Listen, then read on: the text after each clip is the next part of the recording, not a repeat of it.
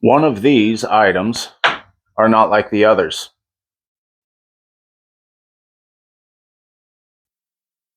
When it comes to home decor and multiple pieces that come in a set, such as these, what if something happens to one? It breaks, one gets lost. Essentially, it makes the whole set not seem complete. That's exactly what happened to my friends over at Beyond the Blossom. They have this set of farmhouse decor candlestick holders, and it broke. So now what do? It kind of makes the whole set incomplete. Do you just settle for the two pieces and live life like that, wishing that you had the full set? Do you go and rebuy the whole three-piece set again? That's kind of a waste of money. What do you do with the other two that you originally had?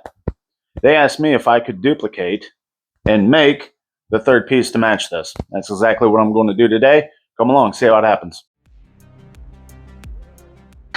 Now that I have all of the dimensions drawn up on paper the way that I want them, now I need to transfer those onto this piece of cardboard. I'm going to use that as a template.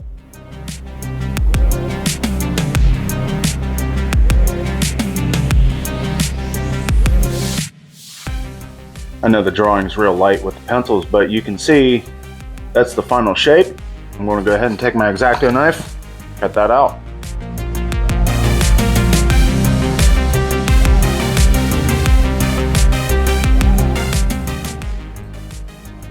There's the final shape of what the piece is going to look like. I want to keep the negative impression of it. I'm going to use that as a template for when I turn this section here.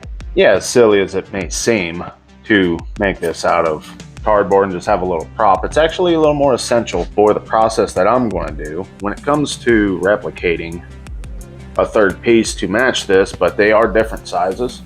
If I were to identical duplicate one of these, I can just take exact measurements, set up my measuring tools, and cut it exactly, but they're not the same size. In order for the third piece to look like it matches the ratio of size, I started by taking measurements of every diameter, every step, every length of the big part. Then I would take the same measurement of the small part and I would subtract and get that difference. Whatever that number is, whatever the size was on the big one, I would add that number, essentially getting the ratio of size correct for the third piece. Due to the interesting shape of these parts and just the sheer size of it, I'm kind of limited on how I'm going to turn these. For one, the little green one just doesn't have the sack to push that kind of stock. It's really good for smaller finishing work. My black one, however, does have the power, but I'm very limited on the diameter that I can turn from the center to the ways.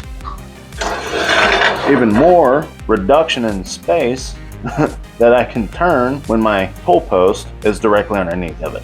So having said that, I'm essentially going to process this in three different sections. I'm going to make the base, I'm going to turn the main spindle, I'm going to turn the pedestal top here separately. I'll mortise and tenon and glue them together, same as the bottom. And being that they have that nice whitewash farmhouse decor look, as much as it pains me to say this, I'm not too concerned about the type of wood that I'm going to use.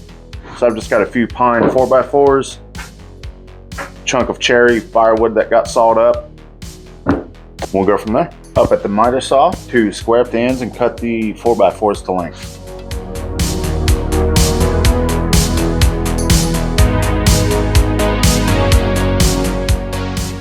For the height of the pedestal base, this is 2.3 inches. I have my table saw set up. I'm going to rip that through. Now that I got the piece sawed up for the height, now I need to go for the width. And what I'm doing is I'm going to essentially process this in half. So this is 5.1 wide, so half of that, 2.550. That's what I have my table saw set up to. I'm going to rip this back through to get that width. Now what I need to do is cut this arch out, and I have my crosscut sled set up, but I'm not sliding it. I've got it clamped down, and I'm going to slide my board across this way and let the diameter of the saw blade generate that profile. The trick to this is don't take too much at a time. So I'll slide it through, undo my clamps, push forward just a little bit, push it forward, and slowly push this way until I get that profile cut out. I got most of the arc cut into this that I want, but obviously the radius of my saw blade does not match the radius that I want right here. So I'm going to clamp this down to my table.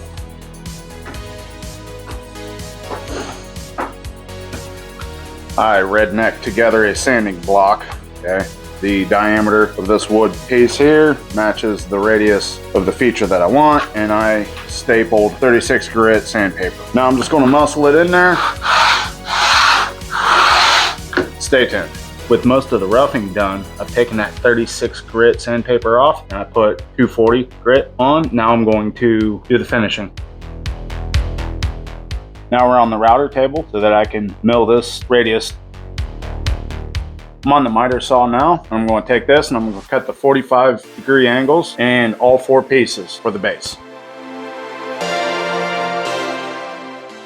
Now that I have all 4 pieces cut up, I'm going to go glue 2 of them together and clamp them down and do the other 2 at the same time. And then tomorrow I'll take these 2 halves, glue them together.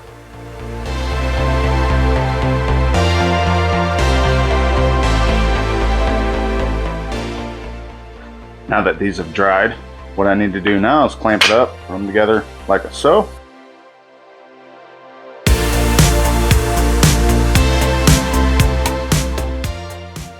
While the base of that is drying, I'm going to go ahead and prep the 4x4 piece here, get ready to go in the lathe and turn the main spindle.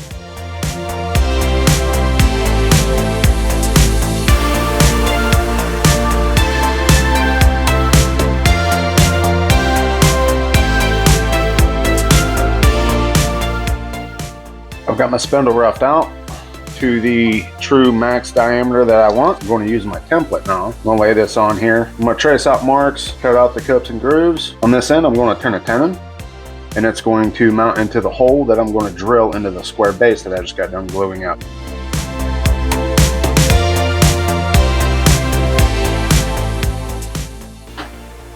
Be very careful when you're turning this close to your spur drive. If you were to slip and have an accident, it's going to get very, very dangerous.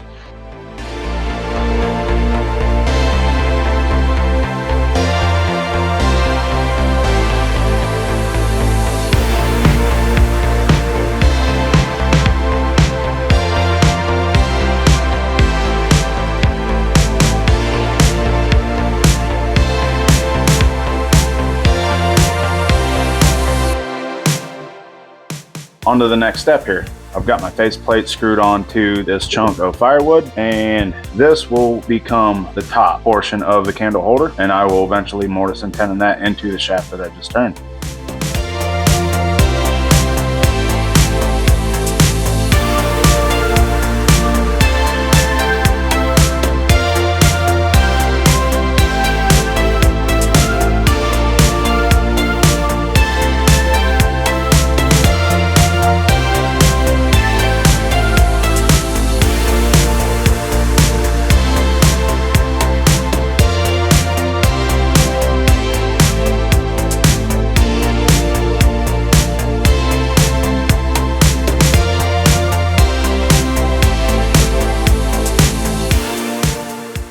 Okay, now all the lathe work is done. I'm back up here at the drill press where I'm going to go and drill the mortise in the base so that my spindle can fit down in there. We'll glue it together. And I'll also drill mortise in the very top so that the cap, same thing, glue right there.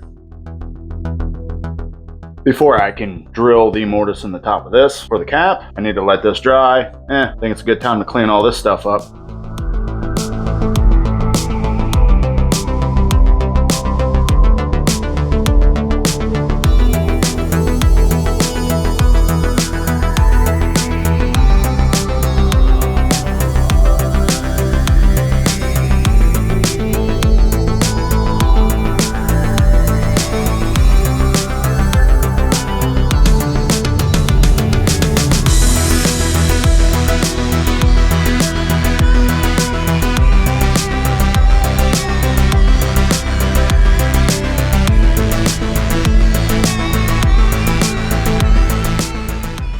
Well, I tried matching the paint scheme of that whitewash to match the original ones,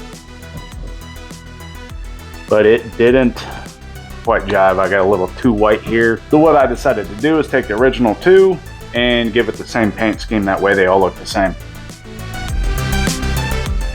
Well, I think there's nothing left to do now but wait for this to dry, and we'll call it a wrap.